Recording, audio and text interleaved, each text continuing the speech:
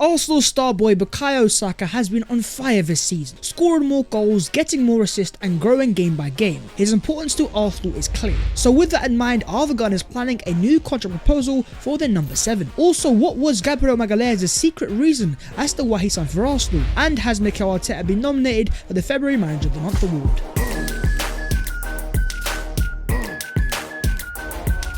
Yo, what is going on guys? My name is Bass14. Welcome back to your boys channel. I promised you guys more consistent content and I am delivering. So smash a like if you enjoy, subscribe if you're new and help your boy on his road to 80,000 subscribers. But let's get into that Arsenal news and starting off with star boy Bukayo Saka. In total, the Arsenal star boy has 12 goals and assists in all competitions, with 11 coming within the Premier League. I think what we've seen this year from Bukayo Saka compared to last year, well, let's not forget he won the Arsenal Player of the Year award, is more arrogance of the player and more self-belief that he is that guy, and going forwards he can rip defenders left, right and centre, and also most importantly the finishing in front of goal. And we are now seeing Saka growing in terms of confidence in front of goal, that ball striking, that clean ball striking, and puts the ball into the back of the net at a far more consistent basis. But the fact that he is so good at such a young age, of course a lot of top clubs around Europe, they're looking at Bukayo Saka as a potential option, not because Arsenal have made him available, but more because his Arsenal contract expires in 2 years time as things stand. Having signed that 4-year contract back in 2020, so much has happened since then for Bukayo Saka. He's grown in so much prominence for Arsenal and for England. With that kept in mind, I still believe he's earning under £100,000 a week. So for a player that's so important for Arsenal, I think it's time Arsenal give this guy a brand new contract. But in terms of the plan that Arsenal have, according to Fabrizio Romano, he says this boy really loves Arsenal. He's in love with the club, with the city and with the people in the club. He is super respectful with Arsenal and he is not planning to leave. Saka is considered a key player for Arsenal and they want to offer him a new deal. The feelings are very good between the club and the player, but it is not a discussion that will take place now in February or March, maybe at the end of the season. It's up to them to propose an important contract and to show the ambition of the club. Now financially, I have no fears whatsoever. Having let go of Pierre-Emerick Aubameyang and his £350,000 a week, add that to Alexandre Lacazette set to leave Arsenal at the end of the year, that's already another 200k a week there. Arsenal are in such a healthy position financially, they can offer Bukayo Saka anything he wants money-wise. I think a lot of Arsenal fans have PTSD from the likes of Van Persie, Cesc Fabregas, Alexis Sanchez, but in terms of young Bukayo, this is a guy who's come through the Arsenal Academy. He is the definition of Arsenal through and through. He knows what the club is about. He is essentially an Arsenal fan playing for Arsenal Football Club. This is a dream come true and he's a part of a very exciting project as well. An Arsenal team that is growing year by year, that has a manager Mikel Arteta, that has full trust in Bukayo Saka, and he's made Saka from what was a backup left back to a first team right winger, not for Arsenal but also for his country. But as Fabrizio Romano reveals there, Arsenal's plan is to talk with Bukayo Saka come the end of the year, and I think why that's very important is because of course Champions League football. Because let's not forget, in terms of Bukayo Saka's agent, he's the same agent that following Balogun. To the fans that remember, this is an agent that likes the long out contract proposals. He likes the publicly air out stuff and he can be a difficult person to negotiate with. So for Arsenal, it will be a task during negotiations, especially for Richard Garlick. What do you guys make of Bukayo Saka, and in terms of yourselves, what do you think is a suitable weekly wage that Arsenal should be offering the number 7 star boy? In an exclusive interview, Gabriel Magalhaes has revealed, in the winter of the 1920 season, I was meant to sign for Everton. I underwent my medical, etc., but I didn't get it done. I spoke in Napoli Everton once again, but then I chose Arsenal, thanks to Nicola Pepe, who sold the club well to me. A shout out to agent Nicola Pepe, who clearly played a massive role of bringing Gabriel Magalhaes to the Emirates Stadium, and as you guys can see now, with the age that he was at, the price of the Arsenal paid, it is an absolute bargain. He is still, I believe, 23 or 24 years of age. The potential is crazy, and what he's showed to Arsenal fans so far is he's got very good character. He will make mistakes and Arsenal fans won't like that, but he's really good at bouncing back. But there's also not a lack of overall ability. For me, he's really improved so far this year when it comes to his passing range, but also when it comes to being more ball dominant, playing on the back, the switches in behind. So once again, I shout out to agent Nicolas Pepe playing the part of the pitch, bringing Gabriel to Arsenal for a price tag of, what was it, £24 million?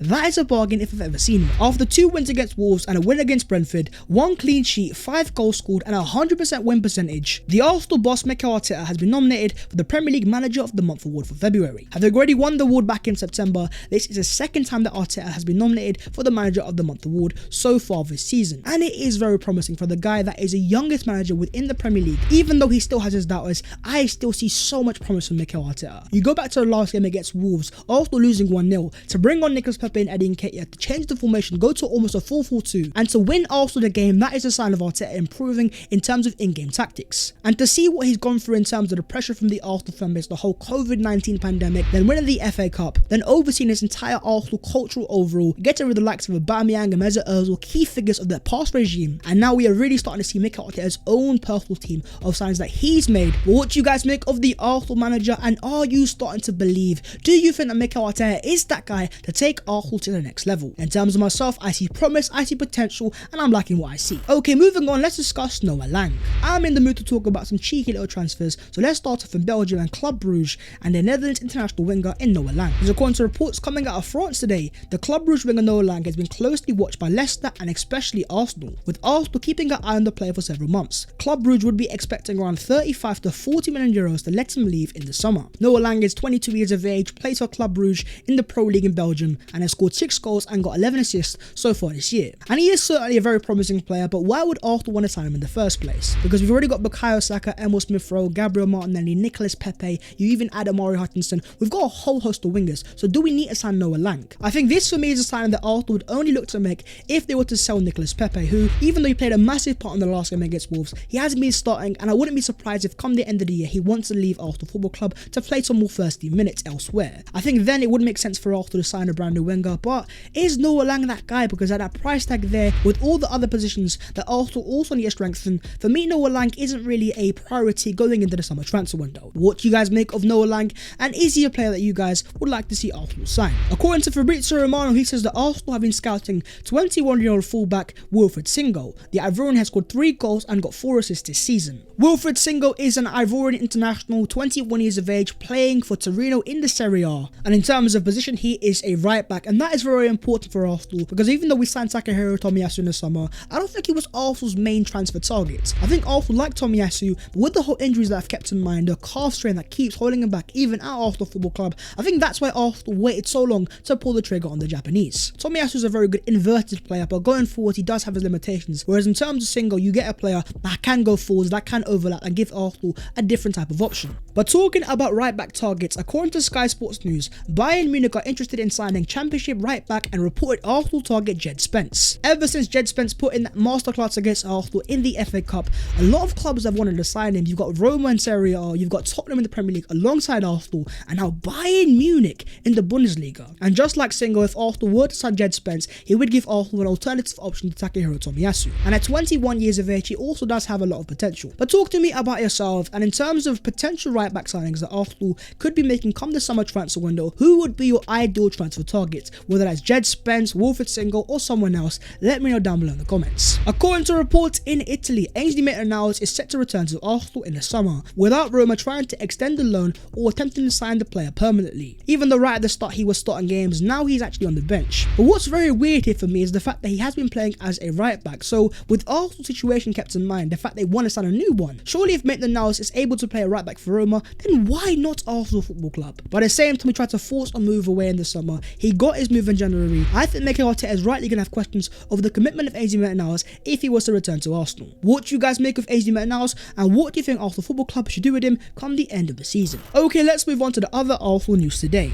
And starting off with Arsenal loanee Dinos Mavropanos, who once again is having a very decent year in the Bundesliga for Stuttgart. And according to Chris Wheatley, he's reporting that Stuttgart have agreed to buy Dinos Mavropanos regardless of the possible relegation clause. Stuttgart have paid a 500,000 euros loan fee and have an obligation to buy him for just 3 million euros next summer. However, Arsenal have a sell-on clause in the deal, likely to be in the region of 10%. Now ultimately, I'm not too heartbroken because Arsenal already have Benjamin White, Gabriel Magalhaes, add that to William Saliba, we don't need that many more centre-backs. But what's more annoying to me here is the overall price tag of 3 million euros for a player that is thrived in the Bundesliga and is certainly worth a lot more than that. I think for Arsenal's sake, they could have negotiated a far better deal. But then again, with a 10% sign-on clause, if the player is to go for massive money in the future, then I guess Arsenal still can make a bit more money. It is that time of the day. Arsenal have created the highest percentage of their chances through the middle of the pitch this season, more than any other team in the league. In comparison, last season, Arsenal ranked second from bottom for the same stats. I present to you the Martin Odegaard effect. Now that Arsenal have an out-and-out number 10 playing in that position, thriving in the central region, Arsenal now have an outlet down the middle, and that's why Arsenal making so many more chances in that centre face. And in terms of Odegaard, he says, for me, it's Fabregas.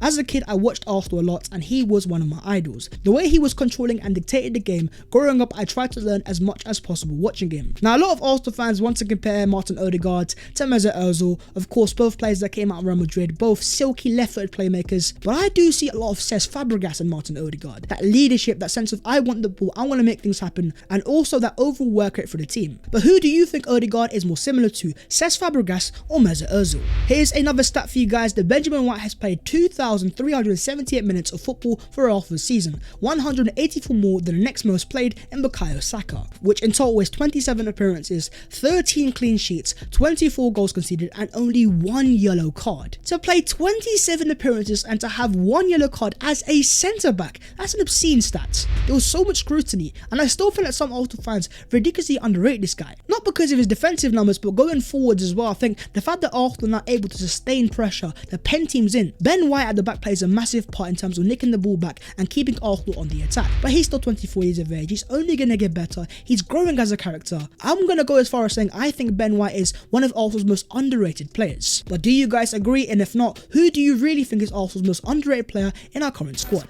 But that is the video there. If you guys have enjoyed, make sure to go down there and smash a like on the video, and also to subscribe to the channel if you are new. If you would like to follow your boy on them social medias, then the links will be down below in the description. But that was all of the latest Arsenal news today, so I hope you guys have been informed and enjoyed as always, and I will see you guys next time. In a bit.